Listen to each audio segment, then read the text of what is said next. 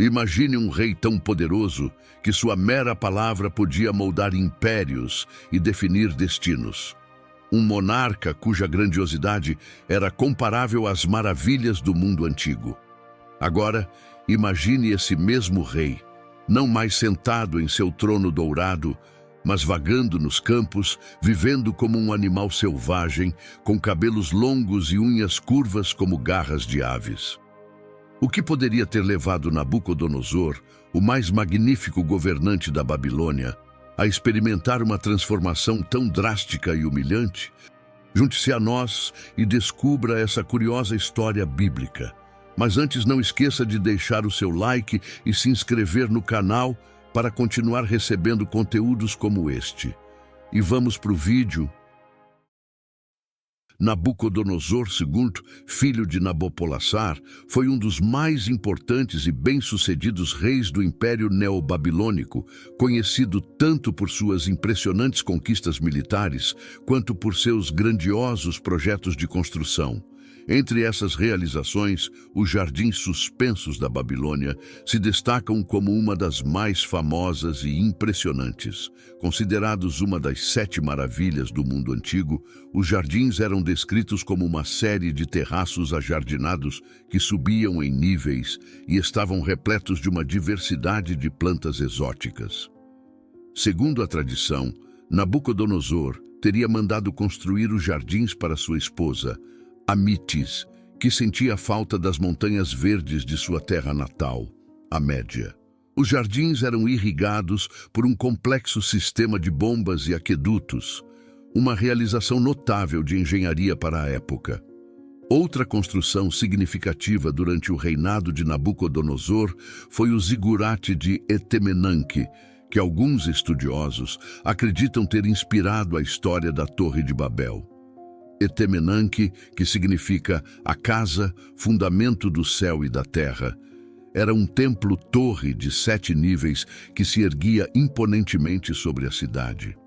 Embora a Bíblia descreva a Torre de Babel como um símbolo da arrogância humana e da tentativa de alcançar o céu, o zigurate de Etemenanque servia como um local de adoração e um ponto de encontro entre os deuses e a humanidade na visão babilônica.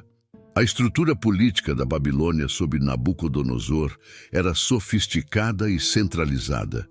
O rei era o governante absoluto, mas delegava autoridade a governadores e administradores locais para manter o controle sobre as vastas terras conquistadas.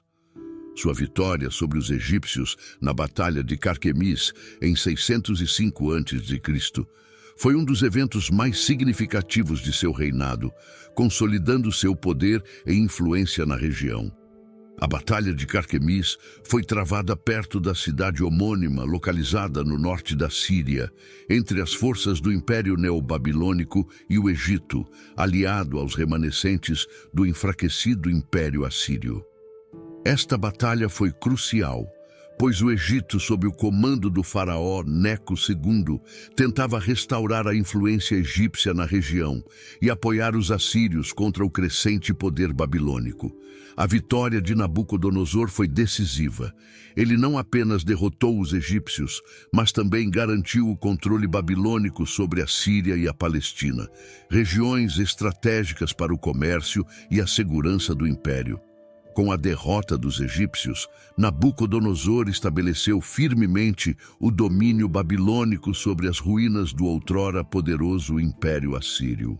A Babilônia emergiu como a principal potência da região, herdando os territórios e as influências que os assírios haviam mantido por séculos. Este novo império não apenas preservou a herança cultural e administrativa dos assírios, mas também a expandiu, incorporando e adaptando suas práticas para fortalecer o próprio governo babilônico. A habilidade de Nabucodonosor em consolidar e expandir esses territórios foi um testemunho de sua liderança e capacidade estratégica. Entre as muitas conquistas de Nabucodonosor, a mais significativa do ponto de vista histórico e religioso foi a conquista de Jerusalém. Em 597 a.C., após uma série de rebeliões contra o domínio babilônico, Nabucodonosor sitiou Jerusalém, a capital do reino de Judá. A cidade foi tomada, o rei Joaquim foi deposto e exilado, e seu sucessor, Zedequias, foi colocado no trono como um vassalo de Babilônia. No entanto, a paz foi temporária. Após uma nova rebelião, Nabucodonosor retornou a Jerusalém, desta vez com força total, e a cidade foi completamente destruída. A conquista de Jerusalém teve um profundo impacto histórico e religioso. O Templo de Salomão, o centro da vida religiosa e cultural judaica, foi saqueado e queimado, marcando o início do exílio babilônico para os judeus. Milhares foram deportados para a Babilônia, onde viveram como exilados durante várias décadas. Este evento é uma pedra angular na história judaica, representando não apenas a perda de sua terra e templo, mas também uma profunda crise espiritual. As narrativas e profecias bíblicas frequentemente refletem sobre este período como um tempo de julgamento divino, arrependimento e esperança de redenção. Nabucodonosor, ao destruir Jerusalém e deportar seus habitantes, não apenas demonstrou seu poder militar, mas também usou a oportunidade para reforçar o controle babilônico sobre Judá e outros territórios conquistados. Os exilados judeus em Babilônia, incluindo figuras notáveis como o profeta Daniel, foram integrados na sociedade babilônica, contribuindo com suas habilidades e conhecimentos, e, eventualmente, algumas dessas figuras tiveram grande influência na corte babilônica. O relacionamento entre Nabucodonosor e Daniel é um aspecto fascinante da história babilônica, ilustrando como um jovem judeu exilado ascendeu a uma posição de destaque na corte do poderoso rei. Este relacionamento foi profundamente influenciado pela habilidade de Daniel de interpretar sonhos, um talento que ele atribuía diretamente ao Deus de Israel. O primeiro sonho significativo de Nabucodonosor, que envolveu Daniel, é narrado no 2º capítulo do livro de Daniel. Nabucodonosor teve um sonho perturbador que nenhum dos sábios, magos ou astrólogos da Babilônia conseguiu interpretar. Frustrado e enfurecido com a incapacidade de seus conselheiros, o rei decretou que todos os sábios do reino fossem executados. Daniel, ao saber disso, pediu ao rei um pouco de tempo para buscar a interpretação do sonho. Daniel, junto com seus amigos Sadraque, Mesaque e Abednego, orou a Deus, pedindo misericórdia e revelação. Deus respondeu à oração de Daniel, revelando o conteúdo e o significado do sonho durante a noite. Daniel foi então levado à presença do rei, onde ele explicou que nenhum homem poderia revelar o sonho, mas que o Deus do céu havia feito isso. O sonho de Nabucodonosor envolvia uma grande estátua composta de diferentes materiais. Uma cabeça de ouro, peito e braços de prata, ventre e coxas de bronze, pernas de ferro e pés em parte de ferro e em parte de barro. Daniel explicou que a estátua representava uma série de reinos, começando com a cabeça de ouro, que simbolizava o próprio Nabucodonosor e seu império babilônico. Os materiais subsequentes representavam reinos que surgiriam depois, cada um inferior ao anterior, mas ainda poderoso. Finalmente, uma pedra, não cortada por mãos humanas, desceu e destruiu a estátua, simbolizando o estabelecimento do reino eterno de Deus. Impressionado pela precisão e profundidade da interpretação de Daniel, Nabucodonosor caiu prostrado diante dele, reconhecendo o Deus de Daniel como o Deus dos deuses e o Senhor dos reis. O rei então elevou Daniel a uma posição de grande autoridade na Babilônia, tornando-o governador da província e chefe de todos os sábios. Daniel também intercedeu a favor de seus amigos, que foram colocados em posições de administração na Babilônia. Aqui vale abrir um parêntese para ressaltar como os sonhos desempenham um papel significativo na Bíblia, servindo frequentemente como um meio pelo qual Deus comunica suas mensagens e revelações aos homens. Estes sonhos, além de serem veículos de profecia e instrução divina, muitas vezes ocorrem em momentos críticos, oferecendo orientação, advertência ou consolo. Na narrativa bíblica, os sonhos de Nabucodonosor destacam-se como exemplos notáveis de como Deus pode usar visões noturnas para revelar seus planos e propósitos. Na Bíblia, desde o livro de Gênesis até o Novo Testamento, os sonhos são utilizados como uma forma de Deus se comunicar diretamente com os seres humanos. Em Gênesis, encontramos exemplos como o sonho de Jacó, em que ele vê uma escada alcançando o céu com anjos subindo e descendo por ela, simbolizando a conexão entre o céu e a terra e reafirmando a promessa de Deus a ele. Outro exemplo famoso é o de José, que teve sonhos proféticos sobre sua futura elevação e que mais tarde interpretou os sonhos do faraó, salvando o Egito e sua própria família da fome. Continuando a história, o segundo sonho de Nabucodonosor, descrito no 4º capítulo do livro de Daniel, também envolvia uma visão perturbadora que os sábios da Babilônia não conseguiam interpretar. Neste sonho, Nabucodonosor viu uma árvore enorme que crescia no meio da terra. Sua altura alcançava os céus e era visível de todos os cantos da terra. A árvore era bela, cheia de folhas e frutos, fornecendo alimento e abrigo para os animais e aves.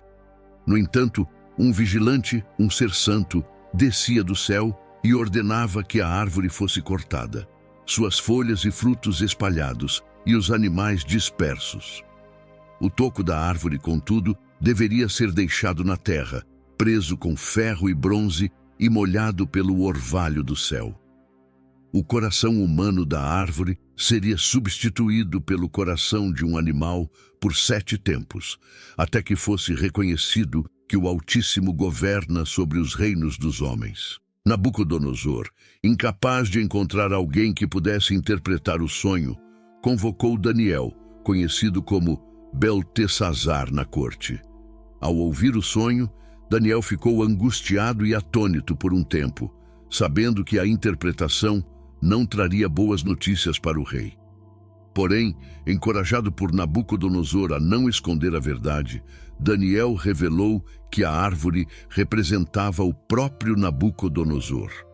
Ele havia crescido forte e poderoso, mas sua arrogância e falta de reconhecimento do poder supremo de Deus o levariam a uma humilhação severa.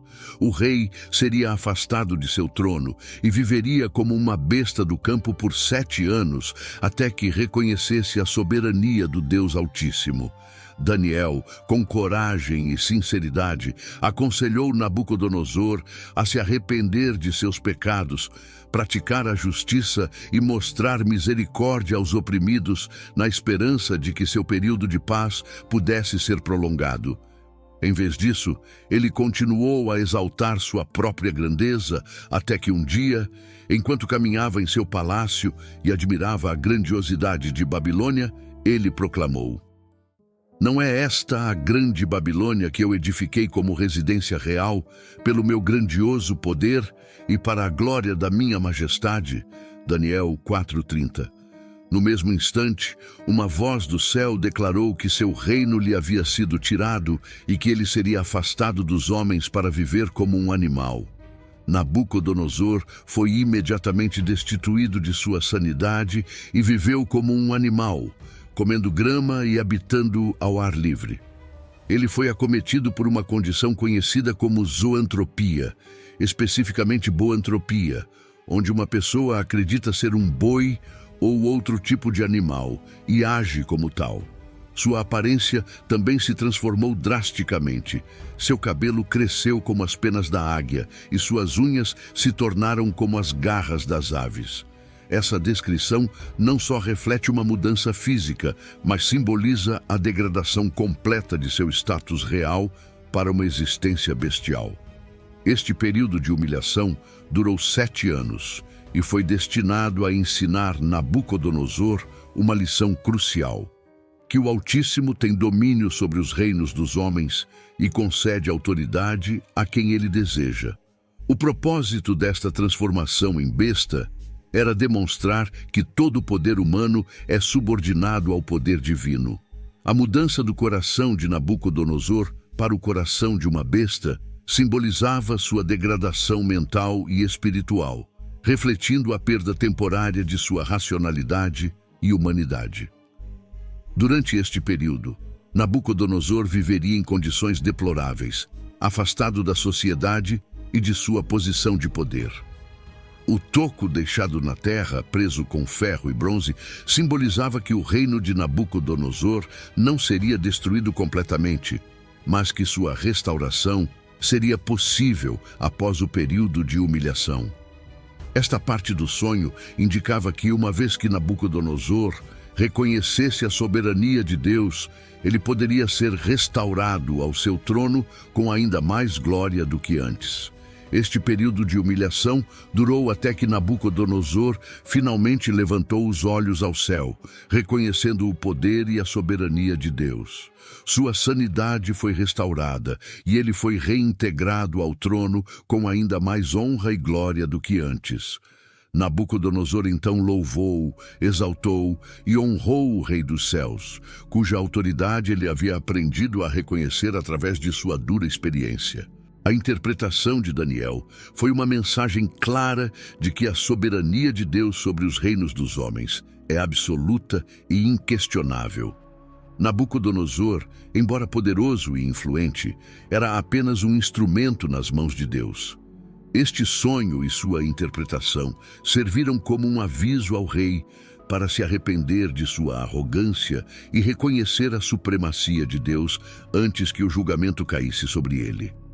Um fato curioso é observarmos os paralelos entre a árvore no sonho de Nabucodonosor e a Torre de Babel, ilustrando temas recorrentes de orgulho e ambição desmedida que permeiam a narrativa bíblica. Ambos os símbolos, a árvore majestosa e a Torre de Babel, representam tentativas humanas de alcançar grandeza e poder, mas ambos também se tornam exemplos de como tais esforços são vãos diante da soberania de Deus. A árvore no sonho de Nabucodonosor, descrita como imensa, com sua copa alcançando os céus e visível de toda a terra, é um símbolo claro de grandeza e poder. Esta árvore não apenas representava a própria majestade e o alcance do reinado de Nabucodonosor, mas também simbolizava sua ambição de ser um governante supremo, providenciando sustento e abrigo para todos sob seu domínio. A imagem de uma árvore tão grandiosa que toca os céus evoca a ideia de transcendência e de alcançar algo além da esfera terrena, uma tentativa de rivalizar com o próprio Deus em termos de poder e influência. De maneira similar, a Torre de Babel, conforme descrita no livro de Gênesis, foi uma construção ambiciosa empreendida pelos descendentes de Noé na planície de Sinear. Os construtores da torre declararam sua intenção de construir uma cidade e uma torre cujo topo alcance os céus, e façamos para nós um nome, para que não sejamos espalhados sobre a face de toda a terra. Gênesis 11:4. Esta tentativa de construir uma torre até os céus simbolizava o desejo de alcançar a imortalidade e a autonomia divina, erigindo um monumento ao orgulho e à unidade humana sem a necessidade de Deus. Ambos os símbolos, a árvore de Nabucodonosor e a Torre de Babel, representam a busca humana por grandeza e autossuficiência. A árvore de Nabucodonosor, em seu esplendor e magnitude, reflete a ascensão do rei ao ápice do poder e da influência, enquanto a Torre de Babel reflete a tentativa coletiva da humanidade de se elevar acima de sua condição terrena e de alcançar um estado quase divino. Em ambos os casos, a ambição desmedida e o orgulho são elementos centrais. No entanto, em ambos os casos, essa ambição e orgulho encontram uma correção divina. No caso da Torre de Babel, Deus intervém para confundir a linguagem dos construtores, impedindo-os de completar a torre e espalhando-os por toda a terra. Gênesis 11, 7 e 8. Esta intervenção divina serve como um lembrete de que, por mais que a humanidade se esforce para alcançar a grandeza e a unidade sem Deus, seus esforços são fúteis diante do poder supremo do Criador. De maneira similar, o sonho de Nabucodonosor e sua subsequente humilhação servem como uma poderosa lição sobre a soberania de Deus e os perigos do orgulho. A ordem divina para cortar a árvore, reduzindo Nabucodonosor de um governante poderoso a um estado de bestialidade, é um claro paralelo ao desmantelamento da Torre de Babel. Em ambos os casos, a intervenção de Deus humilha os arrogantes, demonstrando que todo poder e grandeza terrena são subordinados à autoridade divina. A história de Nabucodonosor é um claro exemplo de como o orgulho pode levar à queda. A transformação de Nabucodonosor destaca a importância do arrependimento genuíno e do reconhecimento de Deus. Após 7 anos vivendo como uma besta, Nabucodonosor finalmente levantou os olhos ao céu e reconheceu a soberania do Altíssimo. Esta ação simbolizava seu arrependimento e a aceitação de que sua grandeza era concedida por Deus.